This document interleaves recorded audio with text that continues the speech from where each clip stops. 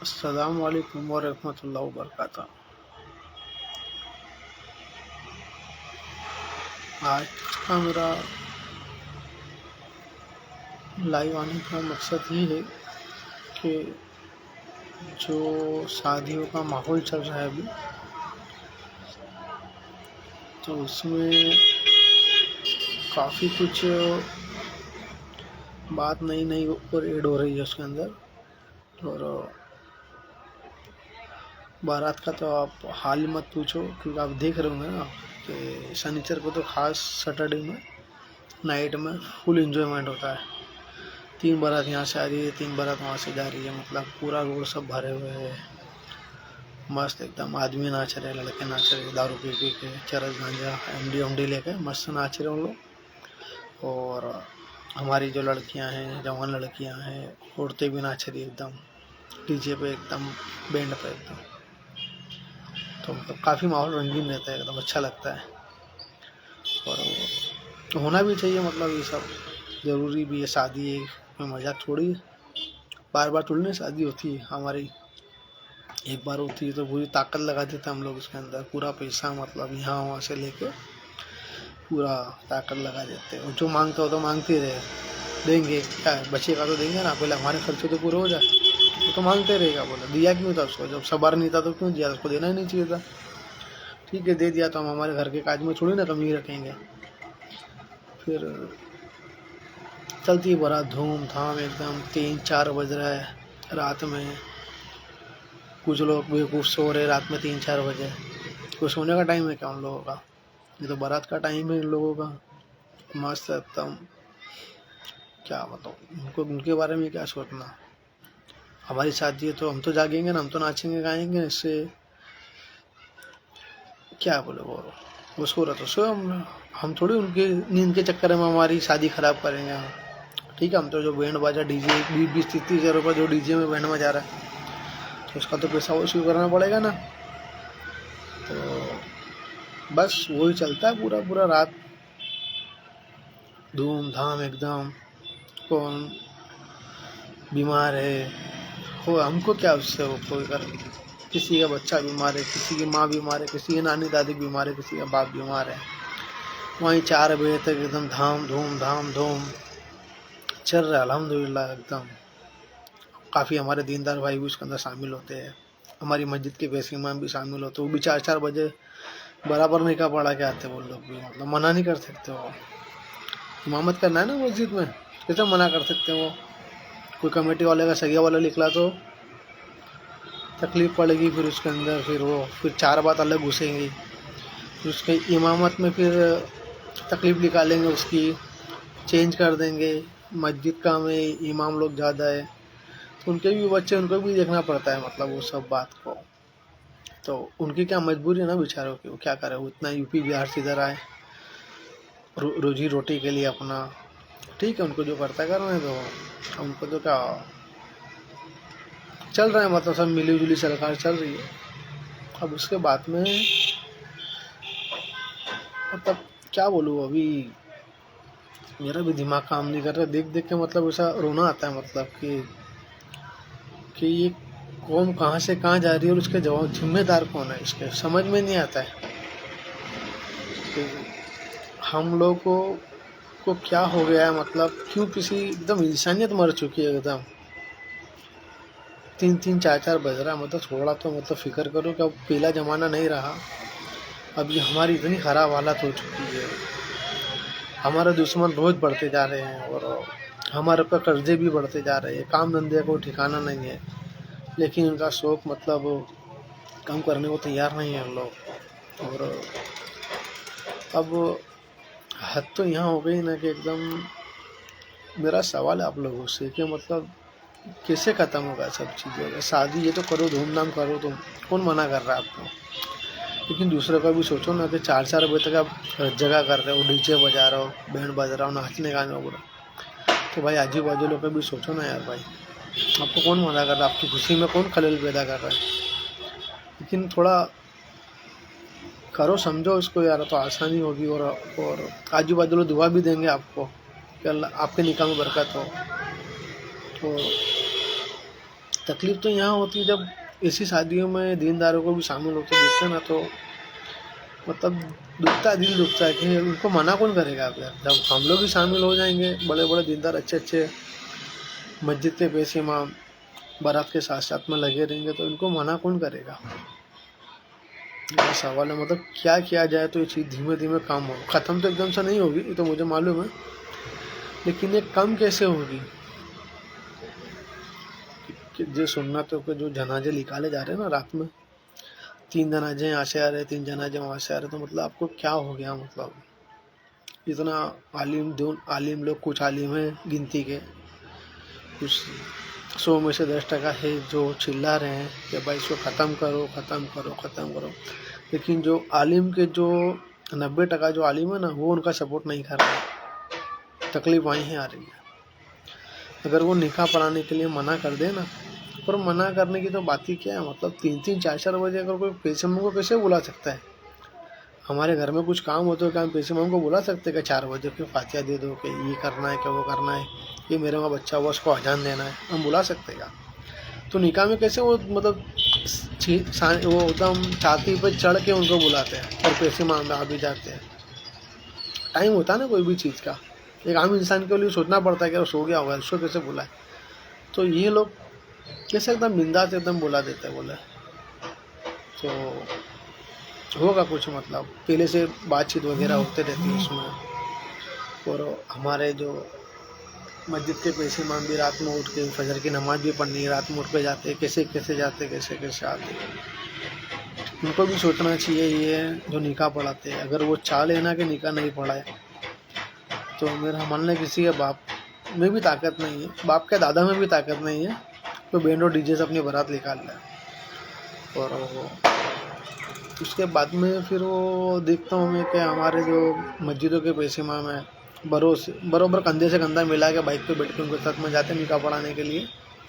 अब वहाँ जाके उनको कितना बज रहा है मुझे मालूम नहीं है, 4 बजेगा 5 बजेगा 6 बजेगा। तो मेरी कल एक दोस्त से बात हुई, तो उन्होंने मुझे बोला कि फिरोज भाई आपने भी तो कोई मुहिम चालू की थी ना, कि आपने ऐसा बताया था कि आपकी मस्जिद के पैसे में हम निकाह नहीं पढ़ाएंगे, बैंडों को डीजे से बारात निकलेंगे। तो मतलब हाँ बात हुई थी, और उन्होंने मस्जिद में से ऐलान भी किया था तो जुमा के दिन खुतबे में। तो वहाँ पर उसके बाद एक शादी भी थी, तो वहाँ कुछ मसला हुआ था, तो उन्होंने वहाँ निकाह पढ़ाया था। फिर उसके बाद मैंने उनसे कभी पूछा नहीं कि रीज़न क्या है, क्योंकि कोई मतलब नहीं है ना रीज़न पूछने के लिए, जब वो पढ़ा दिए तो कोई तो रीज़न होगा ना। और हम जाहिल आलिम को क्या समझा पाएंगे। वो तो हम खुद जुमा के दिन जाते हैं उनका खुतबा सुनने के लिए, तो कोई दिन की बात बताए और हम अमल करें उसके ऊपर। तो बस आगे क्या करना है और कैसे करना है, इस सब चीज़ को कैसे रोकें समझ के मेरे तो बाहर हो गया। तो मैंने लोगों से बात करना भी बंद कर दिया है मुद्दे पे, क्योंकि मुझे समझ में नहीं आ रहा है। क्योंकि जहाँ तक आलिमों का सपोर्ट हमको नहीं मिलेगा ना, हम कुछ नहीं कर सकते। और हम क्या 100 लोग भी हो जाएंगे ना तो हम कुछ नहीं कर सकते। हम 1000 लोग हो जाएंगे तब तक आलिम का सपोर्ट हमको नहीं मिलेगा, काजी का सपोर्ट हमको नहीं मिलेगा ना, तब तक हम ये खुराफात बंद नहीं कर सकते। तो मेरे एक दोस्त ने मुझे चैलेंज भी किया था जब मेरा मुहिम चालू होने के पहले कि फिरोज़ भाई ये इम्पॉसिबल है, नहीं हो सकता। हमने भी करके देखा था लेकिन आलिमों ने हमारा साथ नहीं दिया था। तो बोला नहीं इससे कोई बात नहीं है, करते अपने इंशाल्लाह अपने को अल्लाह की मदद ज़रूर आएगी। लेकिन आज मैं अल्लाह की जात से नाउम्मीद नहीं हूँ, फिर भी थोड़ी तकलीफ़ होती है दिल में कि यार इन लोग को क्यों, अब इनको आलिम को कौन समझाएगा। चलो हमको तो आलिम समझा देंगे, लेकिन आलिम को कौन समझाएगा कि ये गलत है गलत है गलत। जो का हमको दिख रहा है, हम जाहिलों को दिख रहा है कि ये गलत है, तो उनको तो दिखना चाहिए ना। तो उसने मुझे, मेरे दोस्त ने ऐसा बोला कि फिरोज भाई ये पैसे इमाम तो क्या, इनके बाप को भी आना पड़ेगा निकाह पढ़ाने के लिए। तो मैंने वजह पूछा, बोला वजह पैसा है, सिर्फ और सिर्फ पैसा है और कोई दूसरी वजह नहीं है। और ये तो हराम है, दिख रहा है, सबको दिख रहा है। बोले इसमें आप क्या बोलोगे किसी को, आप थोड़ी इमाम को समझाओगे कि हराम है गलत है नहीं करना चाहिए।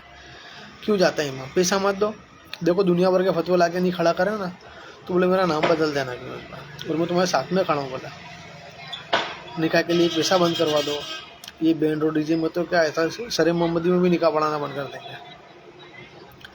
तो बोला होगा, आज तो कुछ एक्सपीरियंस होगा मेरा दोस्त का, बात तो जाता हूँ।